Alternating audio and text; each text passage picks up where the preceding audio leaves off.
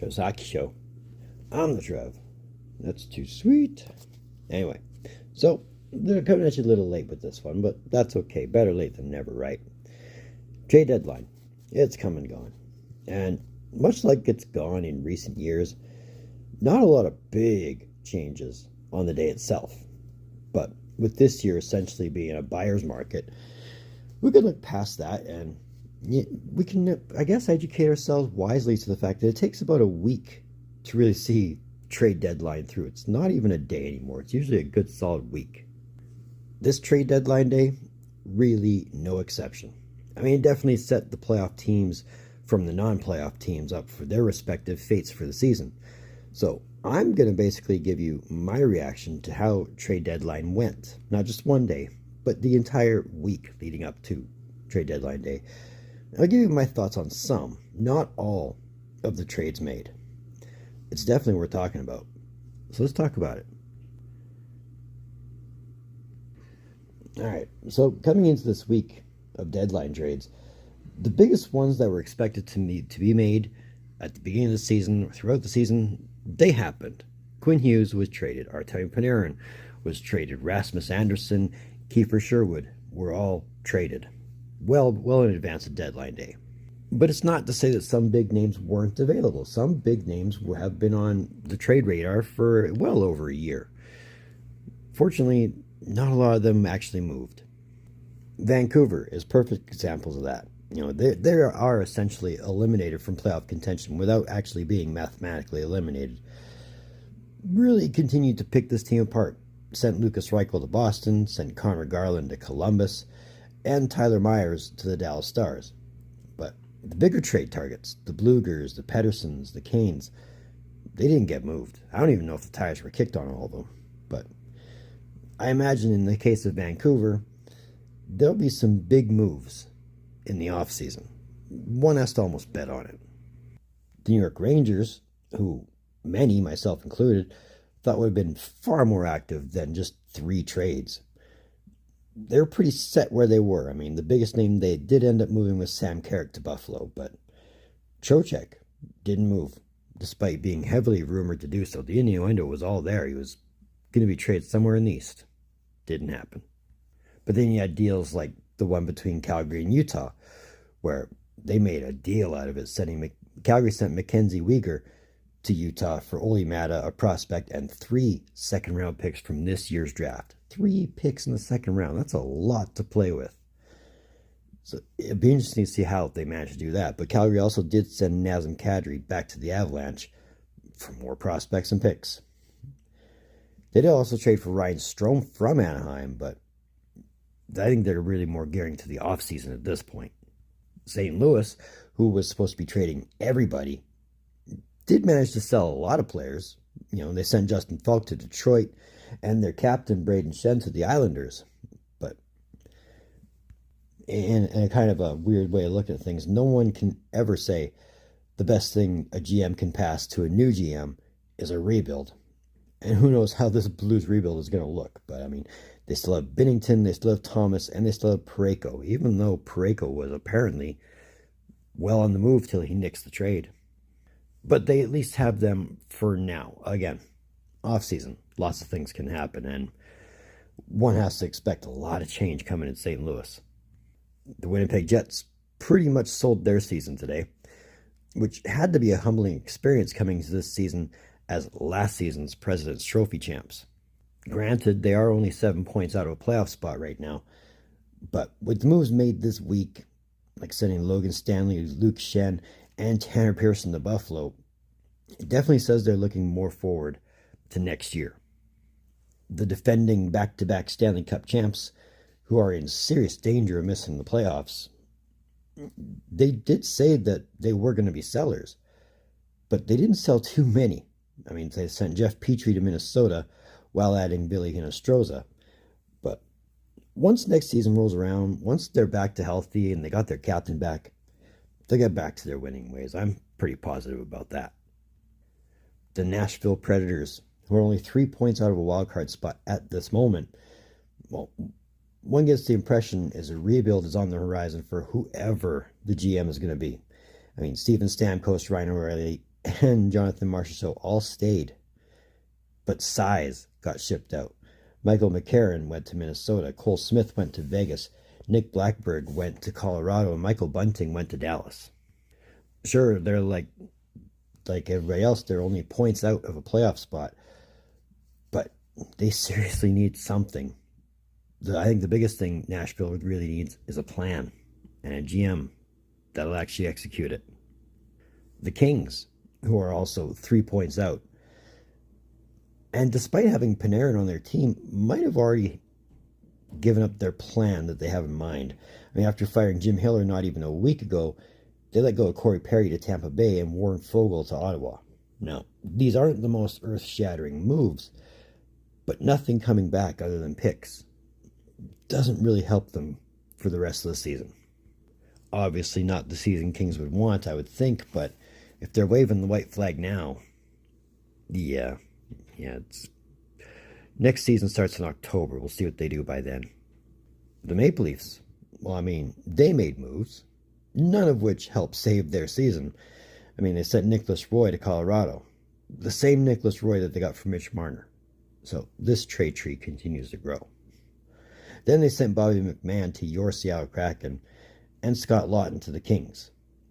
But I think when it comes to Toronto, the changes you're going to see aren't going to be on the ice. Wait for the offseason for that. The Edmonton Oilers, I mean, they made some moves, but nothing that really helps their goaltending. I mean, they got Connor Murphy on defense, but they also put in Jason Dickinson and Colton Dach, all three they got from Chicago, and only sent out Andrew Mangiapane and a couple picks the other way. Now, again, not really fixing the net, because obviously whatever they have in net that they traded Stuart Skinner for isn't working, and the defense isn't helping out. I mean, one solid big body on the blue line, other than Connor Murphy, would have helped out a lot. So one has to wonder what their playoff journey is going to look like and how long it's going to last. Now here's where I got floored. The Washington Capitals, they're only 4 points out of wild card in the East.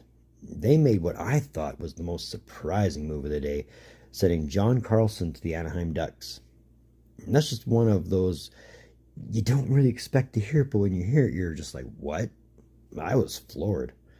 I mean, John Carlson and Washington Capitals defense, that goes hand in hand. Just look at his games played, goals, assists, points, power play points, everything that has to do with points and defensemen for the Capitals, his name's on it.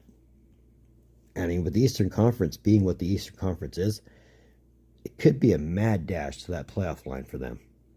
But then you got the teams like the Columbus Blue Jackets, who only made the one move in getting Connor Garland from Vancouver, but being 1 point behind in a wildcard spot, and a lot of winning since Rick Bowness has come behind the bench.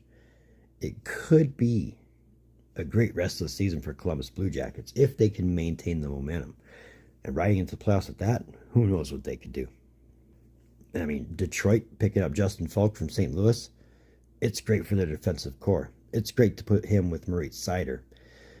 It's funny, you just give it the one season where everything seems to be clicking right, and things are looking really, really good in Detroit.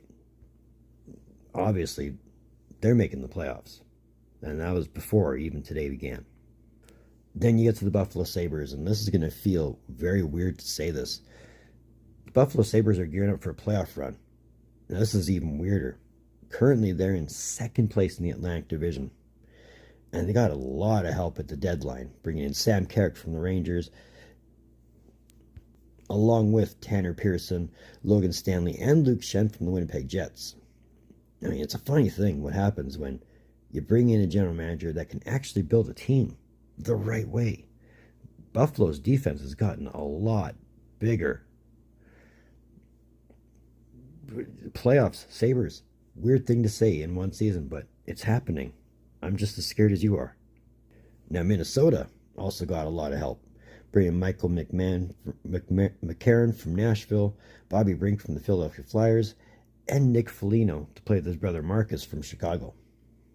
Now, they were already solid going into a playoff push. They're already making that competitive edge to the Colorado Avalanche for first in the division. This was just a lot more help for their cause. And it'd be interesting to see what happens in Minnesota come playoff time, if it's going to be a long run or, if it was just looked really good in the regular season. But it was the Colorado Avalanche who really seemed to say all they needed to say for their roster going into the rest of the season. Picking up Nick Blankenburg from Nashville, Nicholas Roy from Toronto, and bringing back Nazem Kadri from Calgary. Now, on paper, this looks just as good of a roster as it did before the deadline. But now it just looks a lot better. So I'm not saying Kadri is the make or break in all this, but bringing back a guy who won the cup with them in 2022, why not? If it can help them bring another cup, or at least another cup run, why not? Now, obviously, I didn't go over every deal made, just the ones that I thought were worth discussing. And yeah, teams like Colorado, like Minnesota, Dallas, even Buffalo. Yeah, I know, I'm adapting to that. They look very different, but definitely look like they're ready for a playoff run. They look better. Again, in the case of Buffalo, their defense got bigger. Hope to see if that helps for them. Whereas teams like Edmonton, Utah, and Columbus, it looked like they made the right moves, but especially in Edmonton, was it enough? I'm vocal on the Oilers. I think they could have done a lot better at deadline day, but they made the moves, and they're happy with that, I guess. Whereas teams like Nashville, LA, Toronto, Winnipeg, maybe even Washington, if you want to include them in this group, again, like I said with LA, it just looks like they're throwing in the towel, like, we can miss playoffs this season, we'll try for next season. For teams like Los Angeles and Washington, though, Kopitar's retiring at the end of the season. Who knows if Ovechkin's retiring to go play in Russia at the end of the season, but if this is their last runs, well, in Kopitar's case it is, but if this is Ovechkin's last run as well, so that's the way you want him to go out. But then you got teams like the New York Rangers and the Blackhawks and the Blues, the Flames, and the Canucks. They're probably looking more forward to the draft lottery at this point. Solid picks at number one.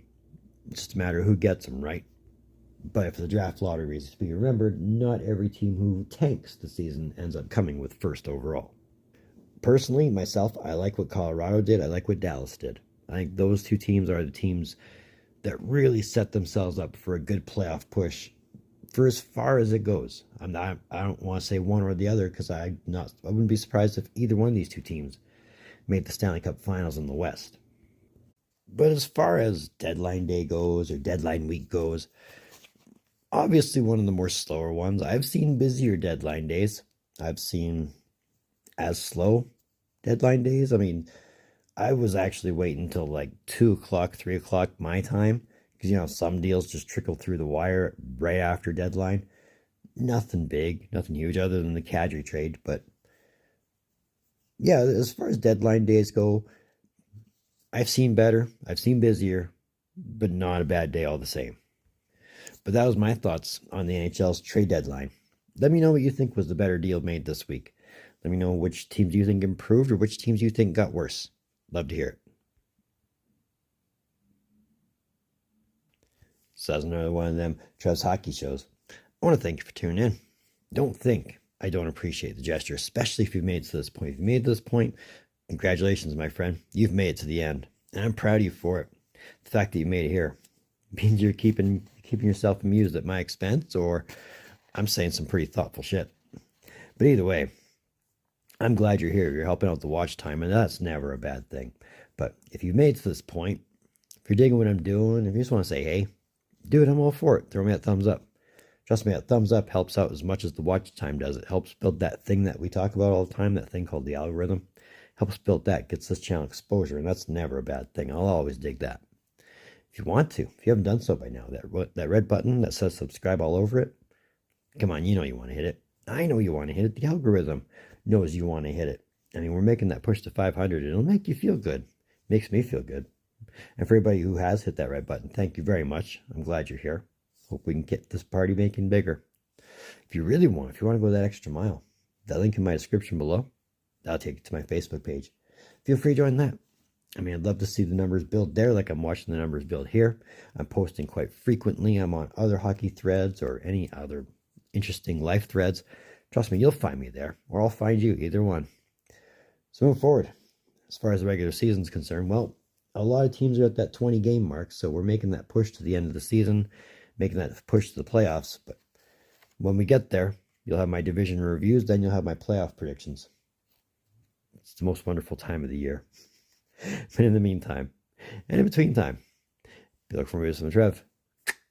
Nada.